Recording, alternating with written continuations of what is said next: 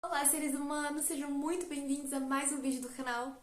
E já com quase um ano aí de canal, já deu pra perceber que o foco principal dos vídeos que eu trago aqui pra vocês é livros. E a gente já falou de bastante livros aí, livros bem diversos, e acho que já deu pra perceber também a importância deles na vida das pessoas.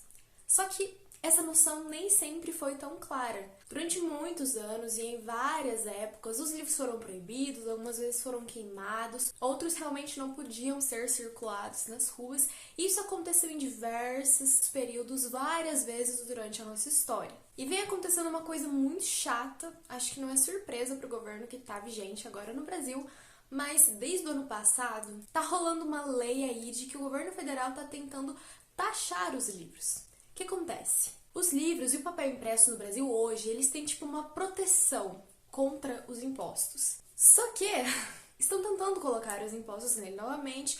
Já houve um murmurinho lá em agosto do ano passado, mas teve uma forte pressão do público por meio das redes sociais e eles acabaram caindo com esse decreto. Mas acabou voltando agora, algumas semanas atrás, pertinho da comemoração do Dia Mundial do Livro, esse debate veio à tona de novo com uma publicação da Receita Federal sobre o argumento de por que taxar os livros. E é sobre isso que eu vim falar com vocês. O argumento que eles utilizaram foi muito... tipo assim... como uma pessoa pode falar uma coisa dessa? Sabe? É aquele tipo de coisa que você vê num filme que você fala, não, isso não acontece na vida real. Aí eles vão lá e fazem isso. Por quê? O argumento deles chega a ser cômico. Eles disseram que famílias de até 2 salários mínimos não consomem livros não didáticos, ou seja, livros por lazer mesmo, que a gente lê sem ser pra escola, enfim, esse tipo de coisa, e que a maioria dos livros não didáticos são consumidos por famílias com renda superior a 10 salários mínimos. Vocês têm noção do que é 10 salários mínimos? É tipo, mais ou menos 10 mil reais por mês. Isso por básico, porque eu nem sei quanto tá o salário mínimo agora. Mas vocês têm noção disso? Tipo assim, quantas pessoas que vocês conhecem que têm renda superior a 10 salários mínimos? Eu não sei. E se essa pessoa consome livros? Eu acredito que se a elite, que tem renda superior a 10 salários mínimos, se ela consumisse livros não didáticos, provavelmente a gente não estaria na situação que está hoje, tendo em vista que os maiores apoiadores do governo vigente é essa classe média alta. Então, se eles lessem livros, eu duvido muito que eles apoiariam um tipo de governo.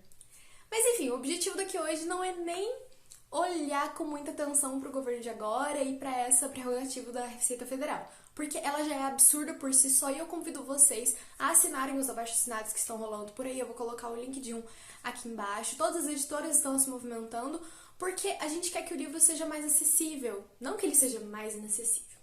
Mas enfim, o que eu vim falar para vocês hoje é como 2 livros em especial de literatura distópica mostram pra gente o que o governo tá tentando fazer, o que a Receita Federal quer com esse comunicado, porque é algo muito clássico, muito clichê, que não é novidade, não tá aparecendo agora assim, de supetão, como um glitter no meio do céu, não.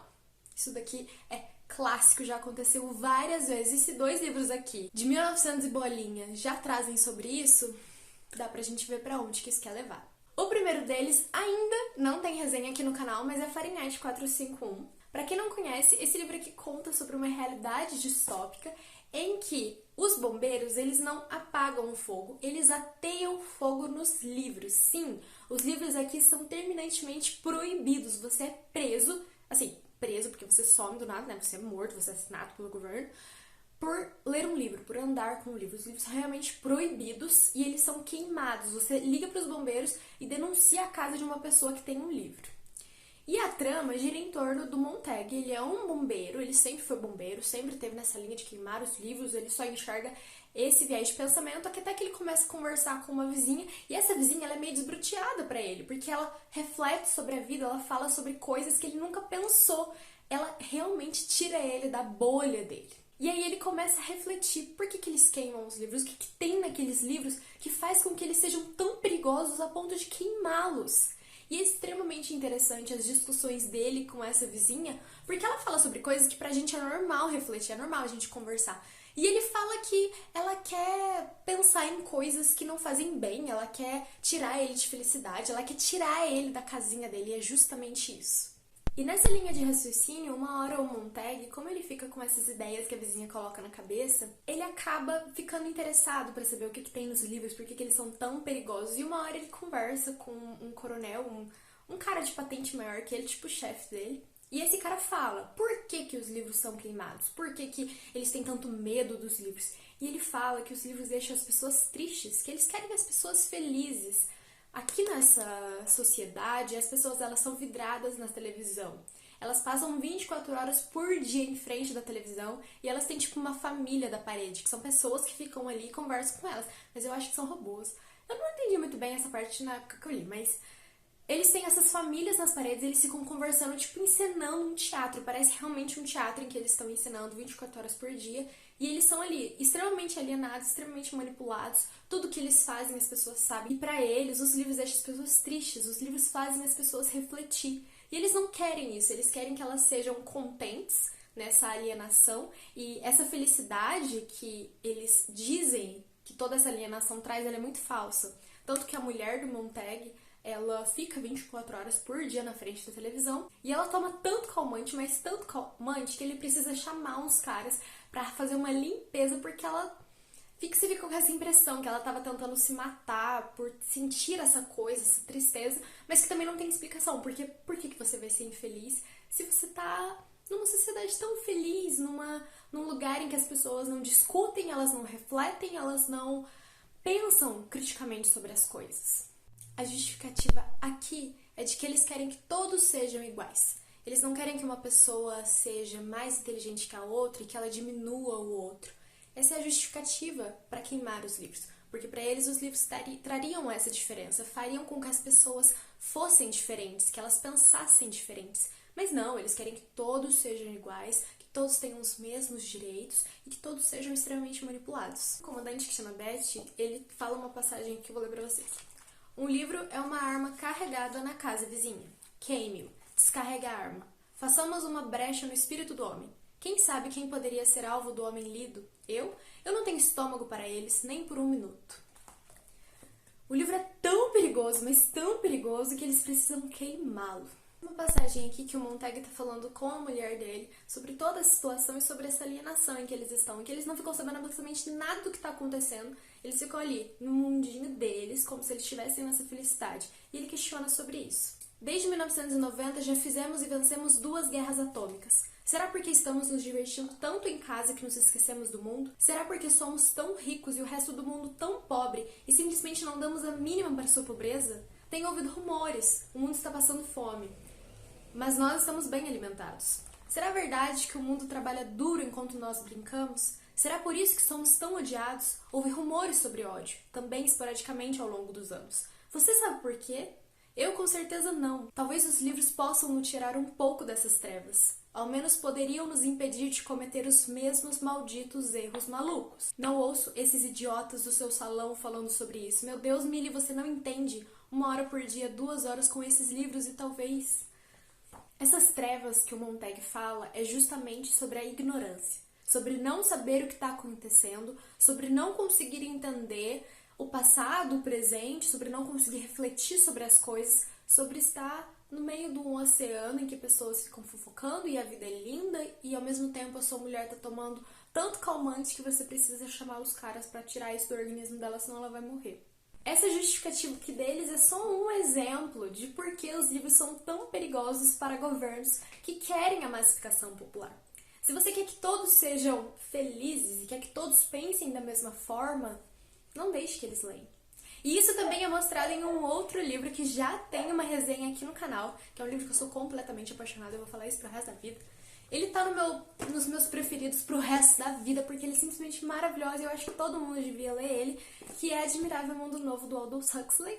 Esse livro aqui me marcou desde o momento que eu comecei a ler e até hoje eu não consegui digerir direito todas as palavras que eu li aqui. A relação que essa sociedade tem aqui com os livros é um pouquinho diferente do que a gente vê com o Montag aqui em 451. Por quê? Porque em Fahrenheit 451, os livros são terminantemente proibidos para todos, já que é um pouquinho diferente. Aqui em Admirável Mundo Novo, para quem não sabe, a sociedade é dividida em castas: alfa, beta, gama, delta e y. Eu não lembro direito se são as crianças delta ou gama, ou y. Eu acho que são as delta. as delta e as y. Mas eu sei que elas sofrem experimentos quando elas são bebezinhos ainda. Elas são colocadas numa sala e aí de um lado tem flores e de outro lado tem livros. Quando elas chegam perto dos livros, elas recebem choques. Isso a gente tá falando de criança, tipo, pequenininha mesmo. E quando elas chegam perto das flores, não acontece nada. E esse experimento vai acontecendo diversas vezes, até que a criança para de tentar chegar perto dos livros. Por quê? Porque ela começa a entender que quando ela chega perto dos livros, ela vai se machucar. Ela começa a ter medo dos livros, ela começa a temer eles, literalmente. Ela não quer chegar perto deles. E por que será que eles fazem isso? Já dá pra gente imaginar que os Ys e os deltas e os gamas são aqueles trabalhadores que vão ficar com um trabalho mais sujo, um trabalho mais pesado, especialmente os Ys, que é a última casta. Nisso, é explicado aqui pra gente que eles fazem esses experimentos para que essas crianças, quando elas crescerem e se tornarem trabalhadoras, que elas nem pensem, nem cogitem a ideia de chegar perto dos livros. Mas por que eles deixam elas gostarem de flores? Muito simples. Porque nas folgas, nos dias em que eles não estiverem trabalhando, eles não querem que eles fiquem em casa fazendo nada. Eles querem que eles vão ao ar livre para eles aproveitarem a natureza. Não, não é para aproveitar a natureza. Eles querem que eles saiam ao livre. Eles querem sim que eles saiam ao ar livre para ver as flores e a natureza. Mas eles querem isso porque até chegar no ar livre, até chegar a um parque, por exemplo, eles vão precisar de um transporte público e isso vai gerar dinheiro para o sistema. Ao mesmo tempo, eles não querem de forma alguma que eles cheguem perto dos livros, porque senão eles vão ler, eles vão perceber a situação extrema de explorados que eles são, eles vão ver como é injusto aquele sistema e eles vão se rebelar. Não tem sombras de dúvida quanto a isso. Se eles começarem a ler, se eles começarem a ter inteligência, se o senso crítico deles for fomentado e for desenvolvido, eles não vão continuar naquela situação em que eles são extremamente explorados. Isso é óbvio, mas eles não querem que isso aconteça. Então, eles já cortam o mal pela raiz, eles impedem que eles vão ler. E agora eu pergunto pra vocês, especialmente vendo o que acontece aqui em Admirável Mundo Novo, aí a gente pensa.